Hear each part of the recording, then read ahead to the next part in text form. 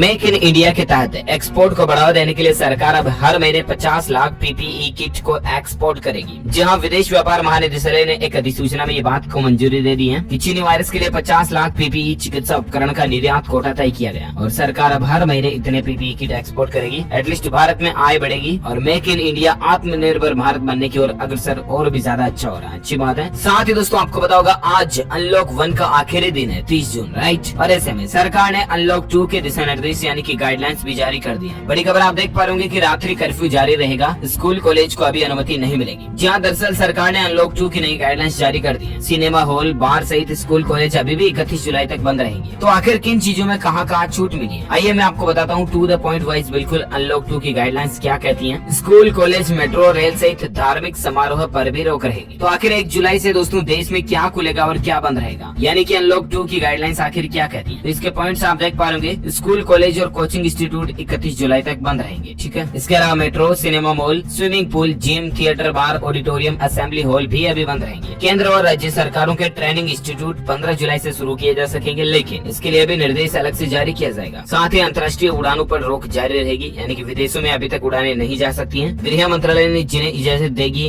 वो यात्रा कर सकते हैं। पहले से शुरू रेल सेवाएं और घरेलू उड़ानें जारी रहेगी, यानी कि जो पहले चल रही है वो चलती रहेगी। इसके अलावा धार्मिक स्थल, hotel, restaurant, shopping malls unlock 1 की तरह ही खुले रहेंगे। सामाजिक, राजनीतिक, धार्मिक जमावड़े पर रोक रहेगी, यानी कि भीड़ कहीं पर भी इकट्ठी नहीं होगी। सार्वजनिक जगहों पर, कार्यस्थलों पर और यात्रा करने के दौरान मास्क पहनना अनिवार्य होगा। तो ये कुछ नियम और शर्तें दोस्तों अनलॉक 2 में लागू होने जा रही है 1 जुलाई 2020 से, ठीक है ना, ध्यान रखिएगा। चलिए साथ ही अगली खबर देख पा रहे होंगे कि चीनी वायरस को लेकर खतरा देखिए आप। मुंबई में अब अगर आप मास्क नहीं पहनेंगे तो 1000 रुपए का सीधा जुर्माना लगेगा। मुंबई नगर पालिका का यह आदेश है कि किसी भी सार्वजनिक जगह है जैसे कि railway station, bus stand, office, post office, bank वगैरह हो गए, वहाँ पर मास्क पहनना जरूरी है। गाड़ी में भी मास्क लगाना जरूरी है। महाराष्ट्र में लॉकडाउन 31 जुलाई के लिए बढ़ गया, आपको पता होगा। महाराष्ट्र के बाद भी कई राज्यों ने बढ़ा दिया। मैं आपको आगे बड़ी खबर विस्तार से बताऊंगा, लेकिन फिलहाल यहाँ समझ लीजिए कि महाराष्ट्र राज्य के अंदर 1000 रुपए सीधा जुर्माना लगेगा अगर आप मास्क नहीं लगाते हैं तो, है ना। चलिए अगली बड़ी खबर है चीनी वायरस के संकट और चीन के बीच तनाव के मौके पर आज शाम 4 बजे माननीय प्रधानमंत्री देश को संबोधित करने जा रहे हैं। जी हाँ, आपको बता दूं प्रधानमंत्री जी नरेंद्र मोदी जो है वो मंगलवार शाम को ही देश में अपना संबोधन पेश करने वाले हैं। पीएम मोदी 30 जून को शाम 4 बजे राष्ट्र को संबोधित करेंगे। पीएमओ की तरफ से ट्वीट भी किया गया, आप देख सकते हैं कि prime minister Narendra Modi will address the nation eight 4 PM tomorrow, यानी कि आज के लिए है। देखते हैं दोस्तों आज माननीय प्रधानमंत्री जी देश के संबोधन में क्या क्या बड़ी घोषणाएं और बड़े ऐलान करते हैं। ओके चलिए अपन आगे बढ़ते हैं अगले अपडेट में, जहाँ देख पा रहे कि 1 मिनट में घर बैठे खुल जाएगा आपका एनपीएस अकाउंट। PFRDA ने नई सर्विस लॉन्च की है। जहाँ पेंशन कोष विनियामक एवं विकास प्राधिकरण जो है ना उसने सोमवार को कहा दोस्तों की नेशनल पेंशन स्कीम से जुड़ने के लिए 1 टाइम पासवर्ड सुविधा लॉन्च कर दी है। पेंशन कोष नियामक एवं विकास प्राधिकरण पहले से ई हस्ताक्षर के जरिए बिना किसी कागजी दस्तावेज के ऑनलाइन एनपीए खाता खोलने की सुविधा उपलब्ध करा रहा, लेकिन अब तो ओनली आपको आपके रजिस्टर्ड मोबाइल नंबर के ऊपर एक ओटीपी आएगा और आपका नेशनल पेंशन स्कीम में खाता खोल सकते हैं, ठीक है। किसी भी बैंक के थ्रू ये सुविधा का फायदा ले सकते हैं। साथ ही अगली खबर है, ध्यान दें दिल्ली हाईकोर्ट और निचली अदालतों में अब 15 जुलाई तक काम नहीं होगा। जहाँ कोर्ट में कामकाज को लेकर दिल्ली हाईकोर्ट ने आज बड़ा आदेश दिया। हाईकोर्ट ने उच्च न्यायालय और निचली अदालतों के कामकाज को 15 जुलाई तक सस्पेंड करने का निर्देश दिया। देश में चल रही चीनी वायरस के संक्रमण के हालातों को देखते हुए सस्पेंशन की अवधि को बढ़ाने का कोर्ट की तरफ से निर्णय लिया गया है। तो ये ज्यादा जानकारी आप देख सकते हैं। चलिए अगली खबर है, रेलवे ने यात्रियों को बड़ी राहत दी है। फिर से स्पेशल ट्रेनों में तत्काल बुकिंग शुरू हो चुकी है। जहाँ भारतीय रेलवे ने यात्रियों को बड़ी राहत देते हुए दोस्तों स्पेशल ट्रेनों में फिर से तत्काल बुकिंग की सुविधा शुरू कर दी है। ऐसे में यात्री अब फिर से 1 दिन पहले यात्रा के लिए टिकटों की बुकिंग करा सकेंगे। रेल मंत्रालय की तरफ से जारी बयान के मुताबिक रेलवे ने IRCTC की वेबसाइट और काउंटर पर तत्काल बुकिंग को फिर से शुरू कर दिया। तो दोस्तों ये आम लोगों के लिए बड़ी ही राहत की बात है। चलिए साथ ही अगली खबर देख पा रहे कि लद्दाख में तनाव को लेकर चीन के मार्शल आर्ट लड़ाकों को करारा जवाब देने के लिए हमारी भारत की भी माउंटेन फोर्स तैयार है। ये ऐसी फोर्स है दोस्तों इमरजेंसी में देश की रक्षा करने के लिए दुश्मन के छत के छुड़ाने की फिराक में होती है और ये सॉलिड एक्सपर्ट जिन्हें कहते हैं ना वो होते हैं ये सैनिक। तो भारत की तरफ से पूरी तैयारियां शुरू है।